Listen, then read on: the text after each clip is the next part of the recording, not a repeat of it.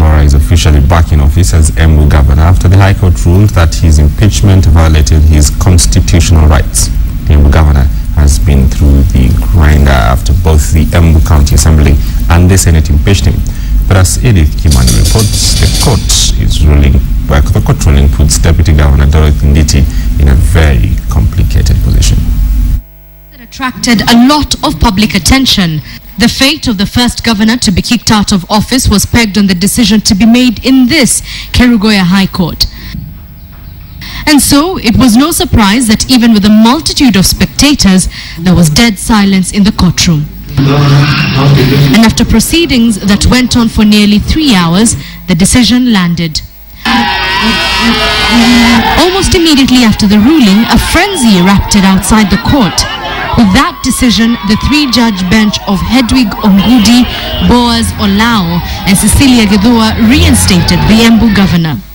Members of the County Assembly's Forum, however, say the court erred in its ruling. Albert Kochei, the Secretary General of the County Assembly's Forum, said in a written statement soon after the ruling that the decision made by the court was regrettable, adding that the County Assembly was conducting its oversight role over excess powers of the executives. Martin Wambora became the first governor to be impeached under the devolved system of government. 39 senators voted yes to impeach him after the Embu County Assembly resolved to remove Wambora from office for alleged corruption. The three judges, however, found that he was ousted before being granted his constitutional right of a fair hearing, both before the County Assembly and the Senate. Focus now shifts to Embu County Assembly Speaker Justice Mate Kauma, who has been directed to appear before the High Court for disobeying an order barring the debate on Wambora's impeachment.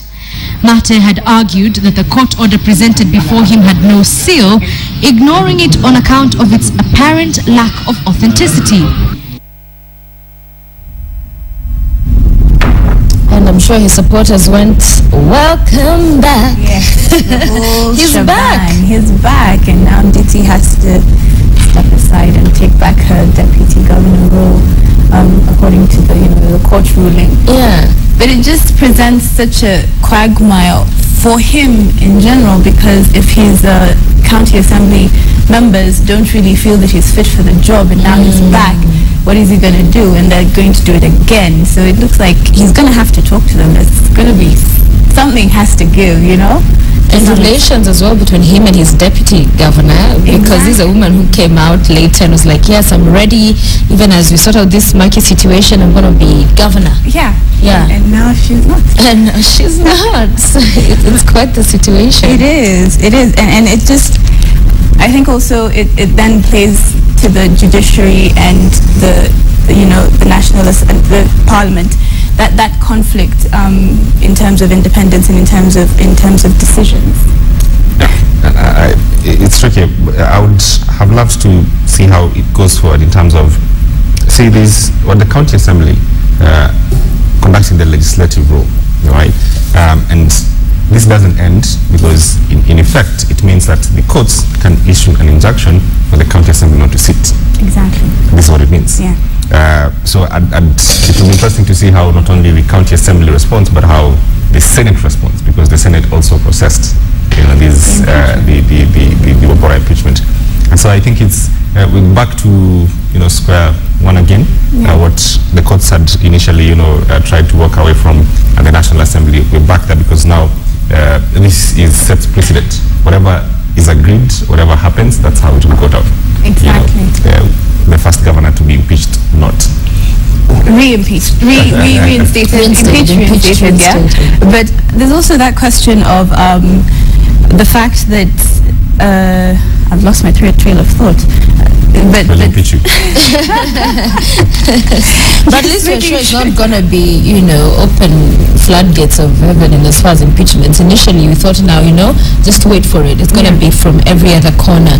This perhaps will get the county assemblies thinking a little bit harder on how they conduct themselves, because, the judge is talking about infringing on his rights as well. I mean, we watched the whole process play out, and I can only imagine what the man and his family went through. And so, yeah, it's definitely put some checks in place as well. But also it brings a kind of condition for him, because the county assembly now says that it will use the ruling for this next impeachment. So it could be a double-edged sword for well, clearly it hasn't ended. Yeah. The county assembly will just redo the same thing. Yeah. They stick their guns and say, well, finally now, what the court say we don't do? We don't listen to you. Give your speech. Yeah. Give your speech, then we impeach you. Yeah. So that you can still go back to the courts. And I think that's the difference. That's the problem. So I think probably the craft of the constitution did not, finally put the nitty-gritties in place on how to impeach, including even a president. Yeah. Because it's in how it works in the U.S. After the Senate and after the Congress was sat, remember the Bill Clinton proceedings, that was it. When the decision was that, and we were done. Impeachment is not more of a legal process, it's a political process. It is the people who are deciding, the people representatives are deciding, Kath has not been good to us and we're not interested in your leadership anymore, you can go home. Now, if Kath wants to go to court and come back, as the leader of the people through the courts, then that's a problem. It also brings the question of how come in our country no one ever just resigns, and says, okay, they have a problem with me, let me step aside, That would be refreshing. It would be. It would be refreshing because he clearly has a problem when he goes back home, as much as he's won. He clearly has a problem. Yeah. And he could step aside and solve the problem first, have the problem solved first. And then, We're also a country of litigations, I think. We run to court about anything and everything, things that, and the other day I think the Chief Justice was either misrepresented or he just went way out, trying to say, let's look at other means to solve conflict and find an agreement before we all head to court, because today someone blocks you on the road, you go to court. See you in court. we'll sue you. KBA 579. Take a picture. That's a good court. I don't know if it's maybe something about the constitution or how we feel that the courts have been liberalized or how we would like to use it. I don't know what it is, but certainly it's not helping us, because the serious matters that must be adjudicated, prosecuted in court, then are spending so much time, issues of murder, inheritance, whatever. These are issues that, that they're, and they're sticky, the files will have to wait, because the same judge is the same prosecutor, the same resources have to prosecute, Kath and myself, who have a conflict on the road, right? Your car just had, a scratch, whatever. So we could have sorted out elsewhere. Not to say that it's bad to, look for legal recourse, but I think somehow it's a culture that there needs to be some kind of filter. There needs to be a filter. Excellent. Well, it's a developing story, as you said. That story does not end there. We will see what the MCAs will do, and DT, will she make a statement? Will she say, I was just trying to do what you would do if you were in my shoes? We'll watch to see how that story develops.